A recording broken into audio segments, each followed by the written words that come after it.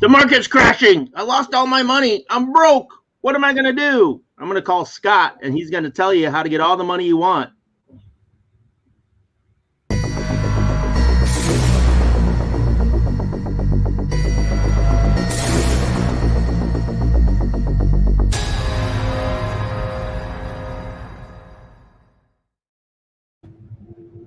Hey, I'm Chaffee. This is Scott, one of those guys. And Scott, today I'm broke. You're going to tell me how to get all the money I need, right? Because a bunch of people have no money and need money. There's no money out there. Chaffee, everybody knows there's no such thing as a broke Asian. So what? We don't believe you. A lot of what we've been talking about in the show has been around mindset. And that really is the big problem everybody has. And money, of course, is how that mindset problem shows up the most. We've got a problem and we need money to throw at the problem to solve it. And that actually is probably one of the worst things that you can do.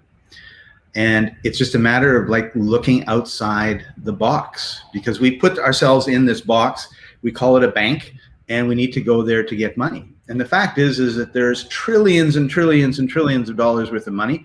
Just look at the government. They're constantly printing it whenever they need some more, right? Well, Scott, I don't work for the government. Come on. I mean, the government people have all the money. Like the rest of us are all broke and have no money. We can't do anything.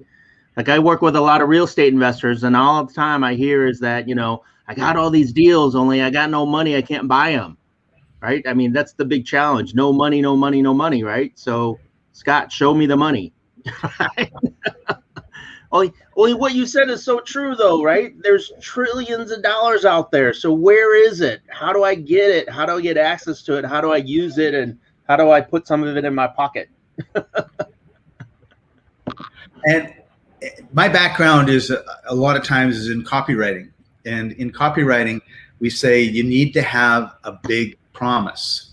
So there's two types of lending that can go on, just to talk about it from that perspective. One is, Chaffee, I don't have any money for coffee. We're at Starbucks. Would you mind buying me a coffee? And you will, like the first time, and then maybe the second time, and then by the third time you're starting to resent me, and then I've lost all credibility with you, right? But it's no big deal. The other type is like, I've got a $200,000 house I want to buy and I don't have the money. How can I get that money? And in both cases, you have to look at what is the big promise. Like, so if I'm going to get something from you, we always need to have an exchange. We're built to, people say, well, I'm giving you a gift. There's no real such thing as a gift, because if I give you a gift on your birthday, what do you feel compelled to do on mine? Give me a gift. So what I think a lot of people don't understand and don't realize is there's always an exchange. So what am I exchanging with you? And, and it has to be something that builds the emotional bank account up. Otherwise, you're going to be upset. You're not going to really want to have to do anything with me. There's drama and there's all this sort of stuff. And I think when you don't have a big promise or a big mission in life, then it's really hard to attract money, because we're attracted to the person that, wants to clean up the oceans. We're not really attracted to the guy that wants to clean up his swimming pool, right? I need $100, Chaffee, to clean up my swimming pool. Forget it. Chaffee, I need $100 to clean up the oceans. Here's $1,000, right? Like if we have that big vision, and I think that's where a lot of people miss out, is they have very small visions, and very few people are attracted to small visions. And it's unfortunate, because if 1 million of us had 1 million small visions that would, end up cumulatively cleaning all the oceans, that would be wonderful. But nobody is going to support that. They have beach cleanups, right? And there's like 5 people show up with garbage bags in a city of 5 million. Like, you need to have a big mission. You need to have a big purpose in order to attract the big money. And if you're in a situation where you have no money, then the first thing I would say is, what is your mission in life? And the chances are the answer is, I don't have one, or I don't know. What do you mean? What's a mission? Okay, so what's your big idea? Well, I just want to have a Starbucks coffee. Well, those things are not going to get you what you really want. And of course, in the corollary to all of this is most people don't know what they really want, right? And it's okay to not know and say, well, I'm going to try, if you're an artist, just to use that as an example, I don't know why it popped in my head, but I want to be an artist. So I try pottery. I don't like it. I try oil painting. I don't like it. I try sculpting. I don't like it. I try murals. I don't like it. I try, I don't know what else. I try music. I don't like it. Right. And then finally, I try graffiti and I love it. So you have to sometimes go through a lot of steps of things that finding out what you like and don't like, because we don't really know until we try. Now, I don't want to monopolize the conversation, but I just want to segue to me. This is Hawaii. So I got here a couple days ago, and one of my missions in life is to do my work and do these live streams with Chaffee while I travel the world. And that can be a very expensive thing, or that can be a very inexpensive thing. And in my case, it's actually really inexpensive, because I have a friend here that really loves having me around, and he said, I've got a spare bedroom. Why don't you come and stay with me? The ocean is like right there. I take like 25 steps and I'm right on the water.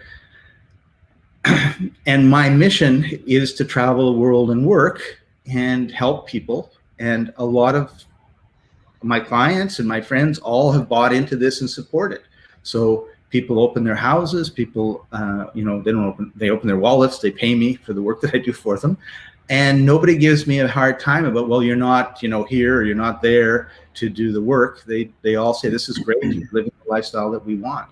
So, and they support it by, recommending more clients to me. So I think you have to sit down and decide what you want in your life, take your steps to do it.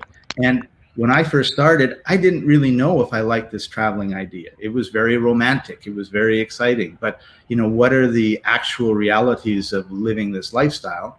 And so I went on 3 6-week trips. And after each trip, it was like, did I really like this, or would I rather just stay in Vancouver, Canada? And it was, I really liked this. So I went on another one. I still liked it.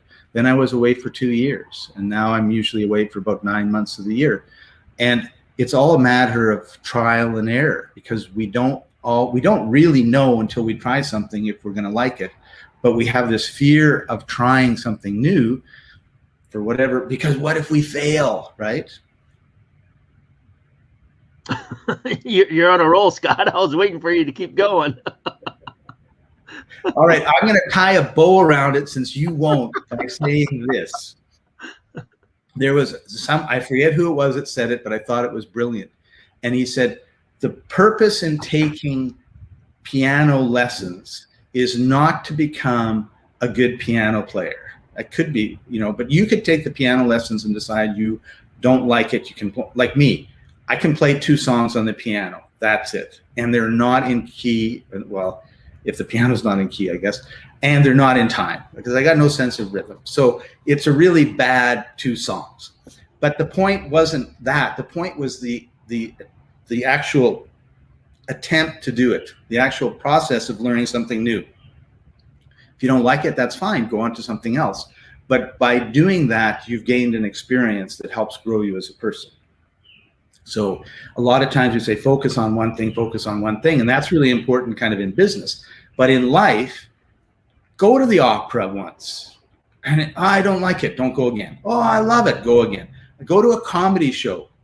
This guy was, I don't like John Cleese. Oh, okay. Try a different one, or don't bother going to comedy. Or go to a baseball game. Well, I don't like baseball. Yeah, but you get the experience of the baseball game once. I've gone to 2 Major League Baseball games, right?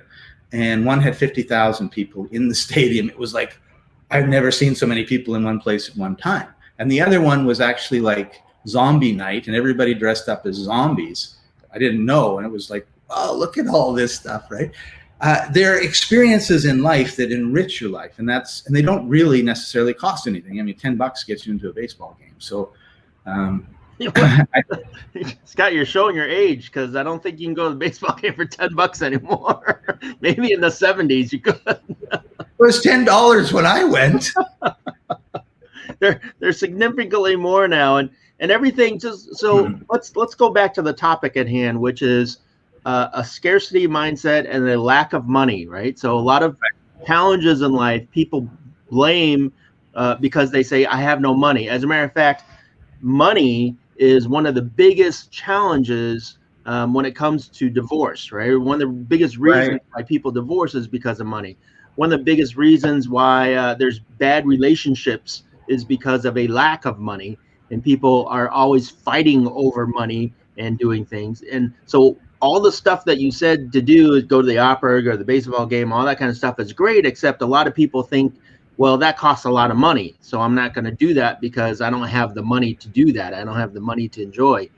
And so, you know, what we want to discuss on in the next however many minutes we have really is how do we overcome this money, lack of money mindset so that we have an abundant amount of money coming and flowing to us? How do we attract money into our lives when, you know, what you said, which is you need something big, something grand, only, you know, I want a lot of money so that I can have a lot of money. Does that work, Scott? I mean, isn't that what a lot of people think, right? I have no money, so I want a lot of money. So yeah, how can I get money?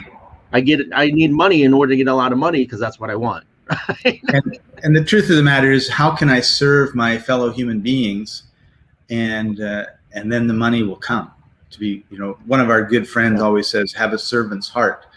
And so, what is repulsive to money, in my opinion, is greed. And now, in the world, that doesn't always, you don't always see that. I mean, obviously, we have very greedy. I mean, you know, it's legendary talking about greedy banks, and if you watch like The Big Short, these people were really greedy and they were just making fortunes and trying to screw everybody. So there is, you know, but we're talking about average people, not psychopaths, right? I mean, I think if you want a lot of money, you either need to become a banker or a politician, right? Because after politicians get out of office, they make a lot of money, you know. So let's just start. Let's just start at the very beginning, Scott, and let's just say that, as you said earlier, that there is a ton of money all around everywhere, and so it's not a lack of money that you're suffering from or a challenge. That's not the challenge, right? It's because money is everywhere, and it's just a matter of how do you get that into your pocket? How do you attract that money? So first and foremost, when you think there's no money, right? And I hear that a lot. Again, like I said, I work with a lot of real estate investors who have a bunch of deals, and they go out and they talk to people. Hey, I need money for this deal. And, you know, people are like, I don't want to give you money yet or whatever. And they say, there's no money, right?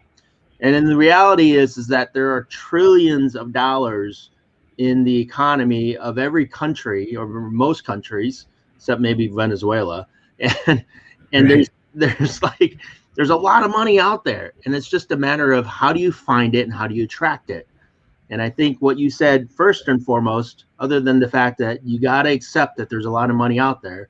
The second thing is, you know, what's your reason? What is that? What is your cause? What's your you know, idea? Is that big enough for you to go and actually put forth the effort to find that money? And I'll give you an example, Scott. And it doesn't even have to be a big issue. Only, you know, if you have somebody close to you in your life, whether it's a parent, a child, maybe it's a sibling, an aunt and uncle, or a good friend, and they get in an accident and they need $5,000 for an operation, you know, and you say, are you just going to say, hey, I don't have $5,000, good luck, right? Or are you going to go and do whatever you can to find $5,000? Like if you don't have that $5,000 and they need it, and this is somebody that is you know, you're connected to, right? It's important. They're important to you. They're important to you. What are you going to do in order to find that $5,000 for them to have that operation? And if you just think, well, I don't have $5,000 and you give up, then they weren't really important to you, right? Only if they're important enough to you, then, you know, you're going to call everybody you know and ask for a loan. You're going to talk to everybody you know and say, hey, I need $5,000. You're going to look for a job that's going to pay you some money to help pay those bills. You're going to ask everybody, and you're going to do whatever it takes, it doesn't matter. You're going to do it in order to get that $5,000, right? Yeah. And if you have that mindset going forward, when you're looking for money, and you have that a thought process of there's money out there, and I just need to ask enough people, enough questions, and enough things in order to get that money, you'll be amazed at what actually happens, right? Mm-hmm. And so again, the reason has to be big enough and important enough for you to do that. Otherwise, you're going to stay home and watch TV and not do anything, right? And I think that's what happens with a lot of people is they get in this cycle of, I have no money, so, I'm just going to go home and wallow in my misery and not do anything. And just maybe I'll look for the next opportunity, or maybe I'll look for the next thing, or, maybe I'll do that, 6 months from now after I've saved up some money, instead of going out there like, business owners and entrepreneurs that are truly successful, going out there and really just knocking on doors and picking up phone calls and asking a lot of people, hey, let's figure out how we can do this. Let's figure out how we can make this happen. And I think, Scott, you have a couple stories that you can share where people needed money and they came up with some bright ideas of how to overcome that money challenge, right, Scott? Yeah, and it takes some chutzpah. I mean, you have to put yourself out there. You have to be willing to be rejected. And There was a young man, and he wanted to spend 6 months on a beach in Portugal, but he had no money. So just imagine going up to your dad and saying, "Hey, Dad, I want to spend 6 months on a beach in Portugal. Can you give me $30,000?" And the answer is always going to be no. But he went to his friends and family, and he said, "I'm going to get out of this environment that I'm in right now. I'm going to go to Portugal, and I'm going to be developing a best-selling game. So it's going to take me about 6 months, and I'm going to be working on it diligently. And when I come back in 6 months, I'm going to have this game, and we're going to make it into a bestseller. And I want you to invest in this game and be part of the bestseller, and get the profits." Now, to be honest, I would just laugh because, come on, a best-selling game. But that's his friends and his family gave him $30,000. I believe it was $30,000. He spent 6 months on a beach in Portugal. And when he came home, he had a game. And the name of the game was Trivial Pursuit. So all of that money multiplied itself many, many times over for everybody that had faith in him. Right. And so pretty popular game, Scott. It's a pretty popular game. Yeah. So so it's amazing how. But if he just said like, "Oh, my dream is to open a beer, and my dream is to go to Portugal, and I don't know how I'm going to do it," and everything, it's just not going to happen, right? But he came up with a plan, and it was a big enough dream that people thought, you know what? He's a creative person. He's diligent. I trust him. All those sort of things. So we talk about it a lot, and you talk about it even more, Chaffee, about networking, right? If you don't know what you should be doing, if you don't know what your dreams are, go to Chamber of Commerce meetings, go to, meetups that have to do with businesses, find business people and then find out what do they need? Like, what are some of the problems? And all of a sudden you're going to be going forward, right? Yeah. So Scott, Robin has a comment, and he says, "I wouldn't loan the money. It would be better to earn it." And what I can say to that is that if your dream is big enough, sometimes you need to borrow the money. And let me give you an example. In the early 1900s, there's this guy. He had this idea. He had this idea that he wanted to open an amusement park and charge people for it. Now, back in the early 1900s, all the amusement parks were free and you can get in very cheap. Only he wanted to create this whole world that was this amusement park, and he wanted to charge people money to go into it. And it was all based around this fictional character that was a mouse. And people thought he was nuts. Like, who would pay to go to an amusement park when you can just go for free? That was Morley Mouse, right? What mouse? Morley Mouse? Morley Mouse? I think that might have been the original name, yes. And so he went and he asked a whole bunch of people. He went to banks, he went to his friends, and they all called him crazy because, who, like, again, who would, want to fund? And this was a multi-million-dollar idea, right? So it wasn't just I need 20 grand or I need, 5,000 or something. I mean, he needed a lot of money to build this vision that he had. And that wasn't possible for him to just go and work at, Costco and earn that money so he could build this thing. He needed a lot of money, and everyone called him crazy. And because of what you said, Scott, was that his dream was big enough. His dream was so encompassing in his head and his mind. That's, he had this huge vision. He went out there and he asked everybody he knew if he could borrow money to build this dream of his. And you know what everybody said? I just told you. They said, no, you're crazy. Right? I was just going to say no, but then I thought I better not. Yeah. So here's the thing, though, is that, he had a no after no after no after no after no after no. And again, he could have given up. He could have gone back to work. He could have, he was an artist. He could have just worked as an artist and made a decent living. Right. And instead, he pursued other avenues of funding. When banks turned him down, he went to, like I said, private lenders. When private lenders turned him down, he looked at other options. And finally, he found one that would allow him to borrow money to get started with this project. And that avenue was actually an insurance policy. He actually took money from an insurance policy as a loan and used that to fund the startup of this building of an amusement park. Wow. And from there, we have this thing called Disney World and Disney, right, that's all around the world because of one man's idea, right? And persistence. Robin, thank you very much for your comment. We appreciate it. Yes. And so again, sometimes your dream is so big that it's okay to borrow money for the right reasons if you know that there's a path to pay that money back, and not only just to pay it back, to make a ton of money from that, right? Yeah, I think it's an issue that it's not a right or wrong issue. It's a personality issue, and it's also a dream issue, right? Like if you were going to build a $1 million house somewhere, most people don't have $1 million sitting in the bank to, pay for everything. They normally, get a loan, or they find a private money lender or a hard money lender or a fund or someplace where they can actually access the money. And generally speaking, no one would own a house in North America if we didn't take a loan. So, so it's kind of, you have to look at the situation, look at what you're comfortable with, and then you have to decide, is it reasonable for me to stick within the boundaries of my comfort zone to try to create this dream? And generally speaking, our dreams are outside our comfort zones, which means that if I have we'll just call it a prejudice that I have to use only money from my bank account to do something, then that's going to limit what you're going to be able, the speed with which you're going to be able to accomplish what you want to accomplish, right?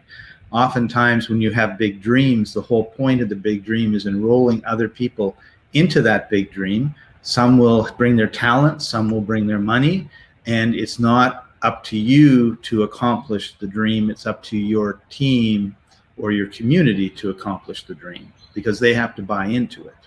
And if they don't buy into it, then they're not going to be working very hard, and they're not going to be, supporting it and all those sort of good things. So as my dad used to always say, many hands make light work, and other people's money, other people's talents are really crucial in creating a big dream, because the dream isn't just for your satisfaction, it's for the satisfaction of everybody that gets into the dream. So you have this dream of creating $1 million mansion. Well, the carpenter has a dream of being able to pay his bills, and he likes banging nails, and the painter likes to paint, we assume, and so on and so on. So all those people are able to create, to be able to live their dreams, big or small. And for some reason, this reminds me of a guy who had a $250,000 car. I'm not into cars. I don't know what type it was. And he gets out of it, and the person walking by says, you know how many people that the money you spent on that car could have fed and in Africa? or some guilty sentence like that, a question. And the guy says, no, ma'am, I don't, but I do know that the engineer that designed it and the people in the factory that built it and the rubber companies that made the rubber for the tires, and he went on and on and on, they were all able to feed their children. And that was a lot more people than, just one. So we don't always think, he had a big dream. This was part of it. This was his car. And there were hundreds, if not thousands of people that, because he had that dream, were able to have gainful employment. So as you were talking, Scott, I had like 5 ideas pop through my head, and I've forgotten them all because you kept going. Well, and that's right. Tim says, find or create a way. Persistence. That's absolutely right, Tim. So here's a story that is great for that comment. Thank you for your comment, Tim. Which is that there was a gentleman that wanted to buy a car, and he needed to buy a car. He needed a new car, and he wasn't thinking of a $250,000 car like your buddy there, Scott. He was thinking more of a $20,000 car. And so he needed to raise $20,000 in order to buy a car. And so, how do you do that? If you don't have 20 grand, how do you go out and buy a car for 20 grand? Now, again, you could go out and you can get a loan for that and then slowly pay that back, which is what most people do. Right. Or you can come up with as Tim says, a creative way and be persistent about it to earn that money or to attract that money into you. And so what this gentleman did, some of you might have heard of him. His name is Joe Vitale, as a matter of fact. And he is one of the well-known speakers and authors, and he was in the movie The Secret, which is about the law of attraction. Anyways, he writes about how he wanted this car and how he could attract that money. And so what he did was that this was very early on in the ages of the internet and education and everything. He created an online course delivered via email. And so he developed an online course via email, and he sold this online course. I think it was for like $2,000. And so he knew that if he wanted this car, he would have to sell this course to 10 people. And again, he created something from nothing, from everything, the knowledge and the information that he had that he could share. And he went out and he sold it, to 10 people within less than 30 days. And so, and then he just delivered this over the course, I believe, of 4 to 6 weeks of this course. And, within less than 2 months, he had 20,000 and he went out and bought a car. And so Robin's whole point here, you wouldn't borrow it. He'd be better to earn it. You just showed a great example of doing exactly that. Yeah. So you could do both, right? You can borrow, you can earn. Maybe if it's a $20,000 car, you borrow 10 and you earn 10, right? Depending on what you're capable of doing within the time frame that you have. Right. And then you go out and make it happen. Only if you just sit back and say, I need a new car, I have no money, well, I guess I'm walking. Then you don't have the money, right? And that's why you're broke. That's because you have that broke mindset. Okay. And I go back to, as you said, Scott, there are trillions of dollars out there. You just need to figure out how to grab that little piece of your pie and use those funds to do whatever it is that you want to do and accomplish. Right. And sometimes, Scott, you don't have to earn money. You don't have to borrow money. You can borrow, or let me phrase that, you can barter services, right? You can trade services. And so, like you, Scott, I mean, you're staying in Hawaii, and if I had to rent a hotel in Hawaii, it'd be $300 to $500 a night, and you're staying with a buddy right next to the beach. And so, I mean, that's it's not costing you a lot because you're staying with a friend and you're helping him with some other things. I know you're there helping him with a couple things. So, right, it's a that's right. I'm not freeloading here. Right. I'm contributing, and it was actually really interesting because this particular friend of mine, I've known him for 20 years. And I think that's another thing too, is we live in a McDonald's society culture where you walk in, you give a couple bucks, you get a hamburger and you walk out, and we think everything is instantaneous. And in reality is, it takes time. And if we're impatient, we'll, if we plant a seed and we're impatient, we stomp on the seed because we're mad because it hasn't grown the next day, and you kill it, then that's a problem that I think a lot of people have. And this friend of mine has gone through a lot of ups and downs, and throughout all the ups and downs, unbeknownst to me, I was always encouraging him. Like every time we would talk, and if he was talking about things were bad, I'd say, you know what, you can do this. And yesterday, I mean, when just before he went out to work on his business, he said, Scott, he said, when things were really bad, you were one of a very few group of people that I knew would support me. And the things that you were saying really helped me. And I had no idea, right? And so I think that as I talk about the emotional bank account, as you're constantly adding to that emotional bank account, the interest accrues, and it comes back in ways that who knows what the future holds, right? So, but this was somebody who, he networked with me, right? He came to an event that I was speaking at, and after the event, he hung around and we had a beer, and he kept up the relationship over the years. And it's been profitable for me, and it's been profitable for him financially, and it's also been profitable for us emotionally. So, and mentally, because we stimulate each other when we talk about different things as well. So, but I think the relationship is not one of take or give. It's a mutually beneficial one that over the years has grown and been nurtured and turned from a little seedling into a beautiful oak tree or whatever you want, right? So I think that's part of what people, they sit at home, they watch Netflix, they don't get out and meet people, so then they don't understand that the people that you meet one day may or may not bring about whatever it is that you want. I mean, I'm not going to say go out and you're going to meet 10 people that are going to help you become a millionaire. That's not the way it works. But by meeting those people, you grow and you get better and better. So Tim says, after getting a no, mastermind and brainstorm by asking them who they might know who could help them. Look for hidden assets you might have or sweat equity in exchange for solving a problem they have.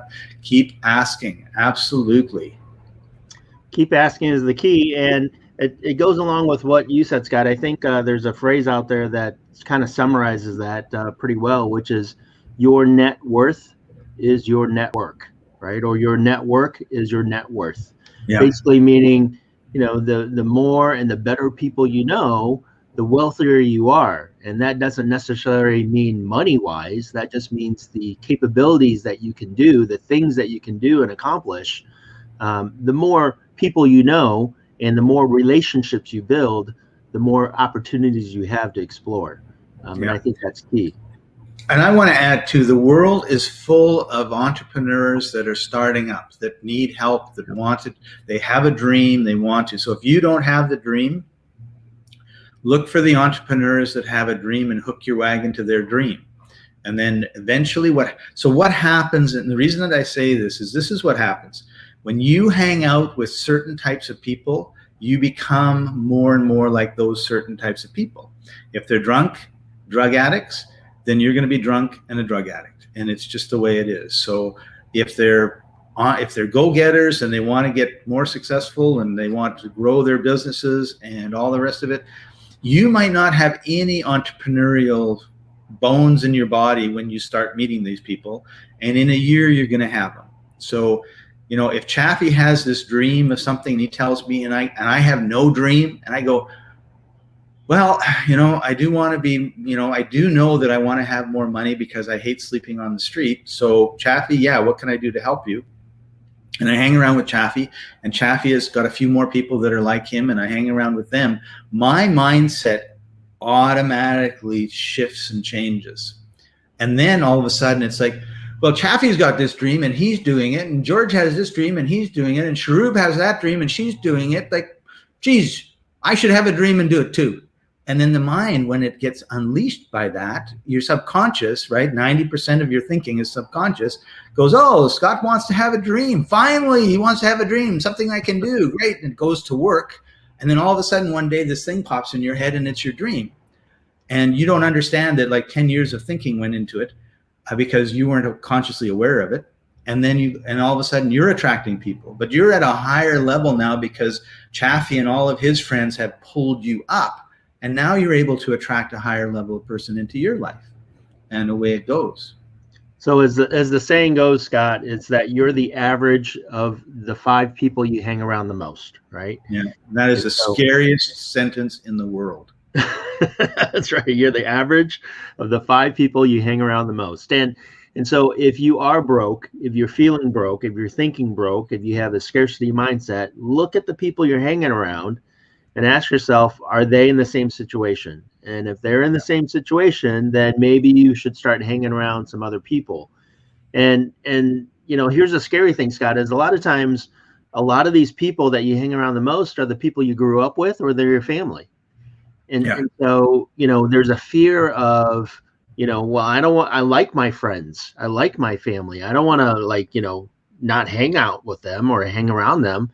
And what you'll find again, though, is that when your interests and when your ideas and dreams change, then you'll naturally be attracted to other people that have the same interests and the same likes and the same dreams. And when you start hanging around those people, it doesn't mean that you're dropping all these other people over here. It just means that you're, spending more time somewhere else because you have more similar interests. So you don't have to drop and forget your old friends and family. It's just you're moving on, and either they're going to come with you or they're going to stay behind, right? So there's always that dynamic. And when you think abundant, when you think, hey, I got a big dream and I want to run a business and I want to make a lot of money and be successful, and the people around you are stuck in a 9 to 5 and that's where they want to be and they don't want to do anything else, then you're going to start looking for business owners. You're going to start looking for entrepreneurs. You're going to start looking for people that are, working to get themselves out of that 9 to 5.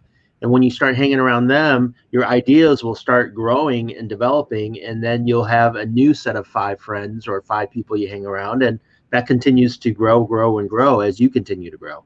Yeah. And one of the advantages that we have now compared to the time when I went to the baseball game is the internet. Like you can access all of these types of people on YouTube or rumble.com or whatever, because they put out stuff. And so you can access them. It feels like you're with them. It's not the same as being face to face, right? But that's a huge difference. And I'll give you an example. Like, as you know, I travel around, and one of my plans is to, right now I'm in the exploratory stage. There's 200 odd countries in the world. I know that there's probably 10 or 20 or 30 of them that I had no desire to go to and shouldn't go to, like North Korea or Venezuela. Sorry guys, or Iraq and Afghanistan. Not places that you really want to go to. But there's a lot of other ones. So I kind of want to get a feel for many different places.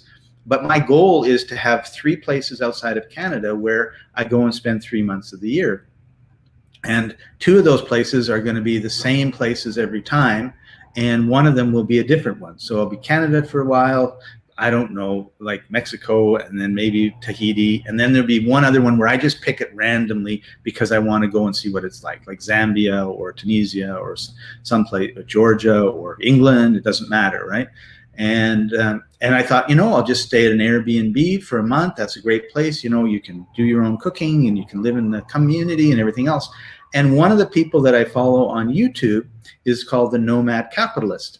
And he's bought homes in 3 countries, and he alternates between the 3 countries. So it's like, oh, that's my plan.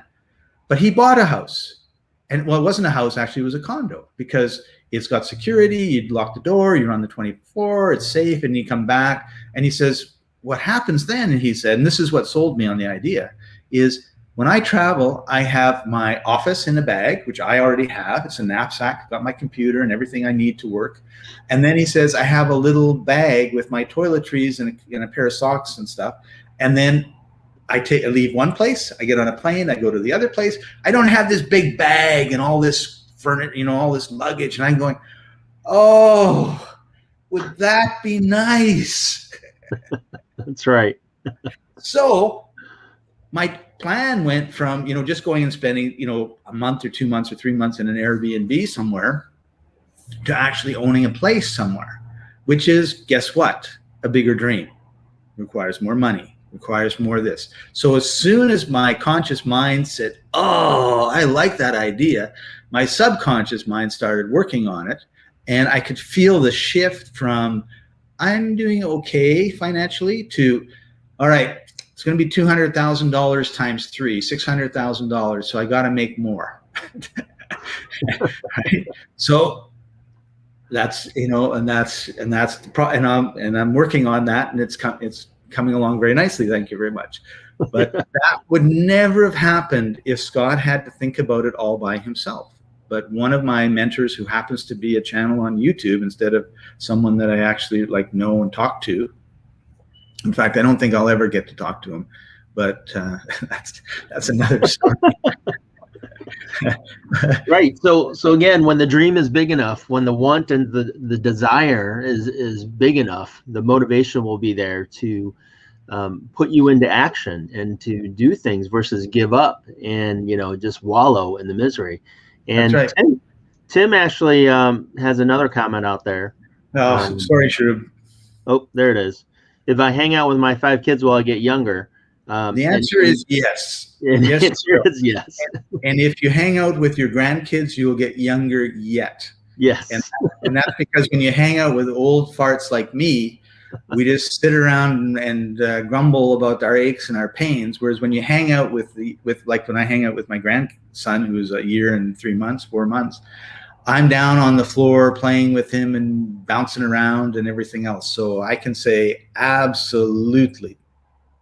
Right. And that's a good example, Scott. If you're hanging out with 5 old people, you sit around, you complain about how much your body hurts, how old you are, and you don't do anything. And when you're hanging out with 5 kids, you're out there and you're getting some physical activity, maybe, you know. They want to run around. They want to throw a ball. They want to kick the ball. You act silly. You act like a kid again. And it's amazing if adults, like, sometimes just have the emotions of kids now, right?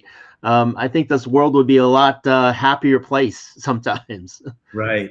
Because kids are innocent and they just want to go out and have a good time and have fun. And obviously, you know, we have to protect them. And at the same time, you know, when we overprotect ourselves and overprotect them, we just get into the shell and nothing happens. So the energy that kids have is amazing.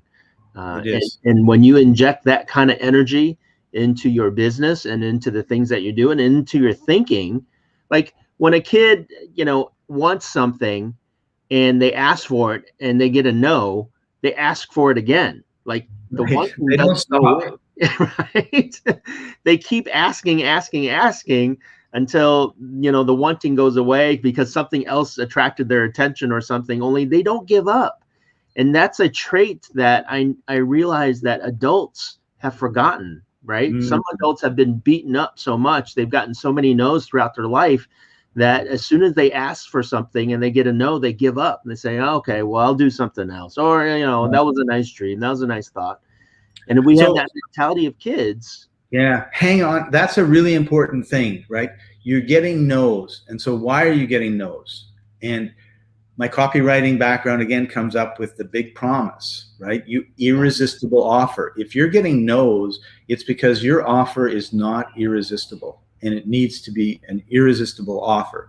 And you need to spend time on thinking about, like, what am I saying? What am I doing? What am I doing wrong? What can I do better?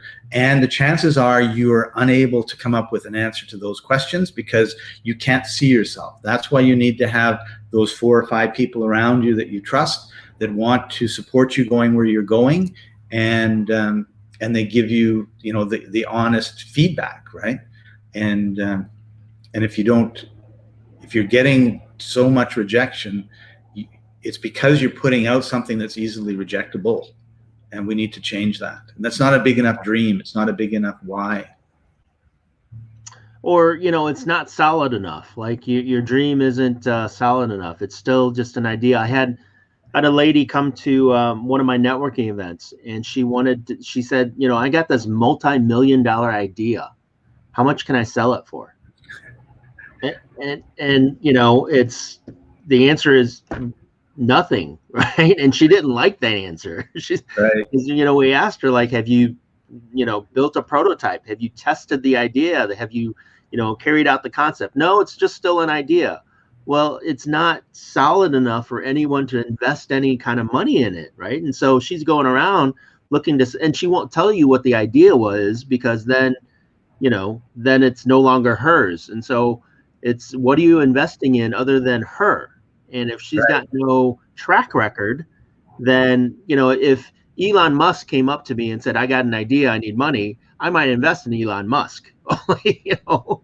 With her background, I love her. And like, you don't have the experience or the background to just sell an idea that's worth a multi-million-dollar concept that I feel comfortable giving you money for, right? And so you made a really good point there, Chaffee, and that is, people don't invest in ideas. Right. They invest in the people who have the ideas. And so if they're going to work with you, or they're going to hire you, they're not hiring you because you're a good carpenter or you're a good plumber. They're hiring you because you're a good person who can do plumbing and carpentry. Obviously, they're not going to hire you if you're bad at it, right? But so Scott, what if I don't have experience in anything, and I'm looking to raise money? Because a lot of times, again, I go back to the real estate space because I work with a lot of real estate investors, and they're looking to borrow money to buy a house and fix it and sell it and make money, except they've never bought a house, fixed it, and sold it. And so how are they going to borrow money to buy a house, fix it, and sell it if they've never done it before? Well, first of all, you get education. So I've never fixed and flipped a house. Okay. So if I was going to fix and flip a house, and I don't know what I know about real estate investing now, because I do know quite a bit about it, but I do know you, and I know that you're involved, then I would go to you and I would say, Chaffee, I want to fix and flip a house. What do you think? And you, I don't know. You can correct me if I'm wrong. I think the first thing you would say is, Scott, you don't know anything about it. Go take some courses and learn about it. Okay, so here are some courses and resources. Spend the time. And the reason that I think you would be wise to do that is because, am I really serious? Is this just some little like dream that flits around like a butterfly? So, and I do this to my prospective clients all the time. I give them homework, and if they come back, I know they're serious. And if they don't, then I didn't waste my time. So that's like a 4-minute conversation. You give me the stuff. I come back a month later, and okay, so I joined this, I did this, I read these 14 books that you gave me, I went to these 3-day events online, I did this. I've got a little bit of a plan now. I want to fix and flip houses that are between $100,000 and $150,000 instead of my original thought, which was $750,000 and higher. I want to do this, this, and this, but I still don't, I have never done it. I still, like, there's lots I don't know. And then you'd say, and I would say, I've identified 3 houses in my neighborhood that I think would be good candidates. And then you, assuming that you are not an experienced real estate investor, but you work in the area, you would probably say, well, okay, if you need money, this is what you need to put together in terms of proposal. And I have 3 people that I know that to work with people like you who could supply you with the money and make sure that you're doing the right things. And then at that point, I would have to make up the proposal. You would introduce me to Susie, who's got enough money to because I don't have any money. They have enough money, and maybe George, who has done a lot of fix and flips, and then I would partner with them in some way, or I would give them in the beginning.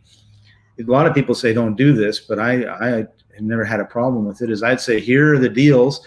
Let me just follow through and everything else. And if I get a little percentage or something for my time, then I'm happy. You guys can make most of the money because you're going to be teaching me. And then I want to move to the point where I can present and I can take, however, you need to do it a few times, right? And if the cost of doing it a few times is most of the profit goes to these people, I'm happy with that, because I know that there's 2 types of education, and one is incredibly expensive, and that's when I do it all myself, when I have no clue what I'm doing, and I end up with a $150,000 house that I put $250,000 into in repairs.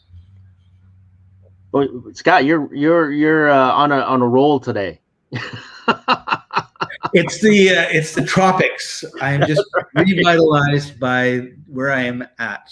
So you answered my question, which is, first and foremost, you made it no longer a dream. You made it no longer an idea because you took some action and you put some plans behind it, right? And so if you have no experience in an area where you're looking to raise money and you're asking people to raise money, one of the things they're going to ask you is, what's your plan? Like, how are you going to make this happen? And if you just go up with just a thought and say, hey, give me money for my idea, unless you're the Trivial Pursuit guy with good friends, chances are you're going to get a lot of no's. Only if you come with a nice plan of action and show them what you've done in order to develop that plan, maybe, like you said, Scott, taking a bunch of education and training, and now you have a plan and say, here's my plan. Here's what I intend to do. This is why I need the money. Then that's going to increases your chances of receiving that money. And then another thing that you mentioned, Scott, is finding an experienced partner or coach that's going to help you, guide you through that process, and rely upon their experience, rely upon their expertise and credibility to help raise that money. And basically say, hey, Scott's been doing this digital internet nomad thing for forever and has a ton of clients, has 1 million students on Udemy. And I'm partnering with Scott on this internet thing, and we're looking to raise money to educate and coach more people. Scott's the guy, and so even though I'm raising the money, I'm working with him, and so that's why you want to invest with us, right? So I'm relying upon your credibility in that sense. Right. So, leverage other people's credibility. So leverage other people's credibility, have a solid plan in place, and then go out and ask a ton of people for that investment. So if you just go up with an idea, with a thought, chances are you're just going to, like you said, Scott, you're going to get a lot of no's because there's nothing to it. There's no meat on the bone, shall we say. Yeah, that's right. And again, if you just give up and quit, then that just means that your idea wasn't big enough, your need wasn't strong enough, and you didn't have a desire to do anything. And that could be a reason why you don't have any money. Yeah. And by the way, one of the tests that you get is it's failure, right? Or to put it like bluntly, is like you'll have an idea, you'll take a few steps, and then you get smacked, and then it's like, and you drop the idea for a few months, and then maybe it comes back, and you take a few more steps, and it gets smacked, and it gets dropped, and then a few more weeks go by or years, and then you try the idea. So sometimes it just takes time to marinate, and the idea has to evolve in and of itself over time as well. And then all of a sudden it's like, wow, great. Now we have this, now it's ready for harvest, right? Like I said before, you don't plant the seed and expect the next day to get the fruit. It takes time, and the ideas will take time to germinate and grow and flourish and flower and create the fruits and then be harvested. And sometimes we let them go too fast. And sometimes you never take action on them. I can't tell you how many times, Scott, I've talked to people that said that they came up with this idea, they came up with this invention, and they never did anything. And all of a sudden it's as seen on TV because somebody else did it, right? So they were willing to put in the time and effort to go and build something, and you weren't. You just had this great idea, and you didn't take any action on it, right? So, there's a myth that, I say myth because I don't know that you could ever prove it, that if you have a really good idea, 12 other people in the world have the same idea at the same time. And if you don't run with it, one of those might. Not saying that they all will, but so if you got a good idea, it's like you've got competition for the idea because everything's been thought of, and it's just a matter of rethinking it. Yeah. Well, and a lot of people don't know, Alexander Graham Bell, who some people know, right? He was the person that is credited with inventing the telephone. He didn't invent the telephone. He was the first person to patent it and then get it out into the market, right? Right. So there was somebody else that actually invented it before him, and he was the one that took action and took it to market. And so that's why everybody knows him.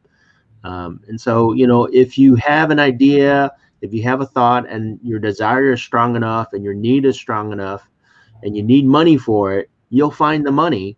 And if it's not, then you won't, and you'll quit, you'll give up, and you'll stay broke, right? So there's just to wrap this up, Scott, I know we're running out of time.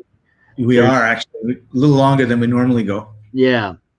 There are trillions and trillions of dollars out there. Money is everywhere. And it's just a matter of us coming up with ideas and thoughts and ways of connecting with people, finding the right people, and getting that money. because it's out there. And if you want it bad enough, you'll find it. And if you don't want it bad enough, then you won't. Someone else will. Somebody else will, right? Exactly. So, Chaffee, this is the time when I ask you to tell people how to get a hold of you. But instead of doing that, Shroob is going to play something for us. Ooh, nice.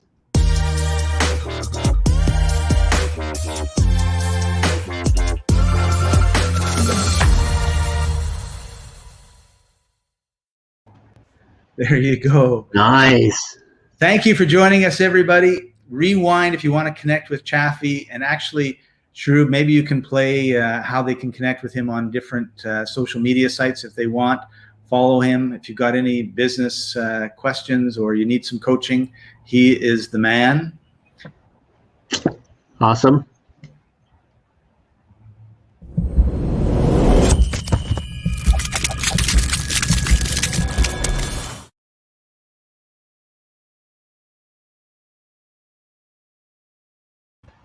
Those are always